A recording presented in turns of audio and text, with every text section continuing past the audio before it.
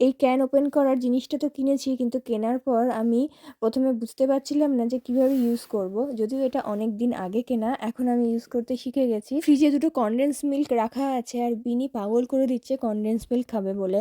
আর এটা অনেকটা জাঁতির মতো দেখতে, তো দুটো ওই ফাঁকের মাঝখানে এই ক্যানটাকে এরকম বাঁধিয়ে নিতে হয়, তারপর এরকম গোল গোল করে ঘোরালে এইটা এরকম ধারালো জায়গাটা দিয়ে কেটে আসে। ব্যাস এইভাবেই ক্যানের উপরের যেই ঢাকনাটা সেটা কেটে যায়। আর ভীষণ নিটলি ব্যাপারটা হয়। আগে আমি ছুরি দিয়ে বিভিন্ন রকমভাবে কাটার চেষ্টা করতাম, যেটাতে একদমই ভালোভাবে কাটা যেত না, প্লাস হাত কেটে যাওয়ার সম্ভাবনা থাকতো। আর আমি কনডেন্স মিল্ক যখন সন্দেশ বানাই তখন ইউজ করি, তো এক্সট্রা কিনে রাখা ছিল।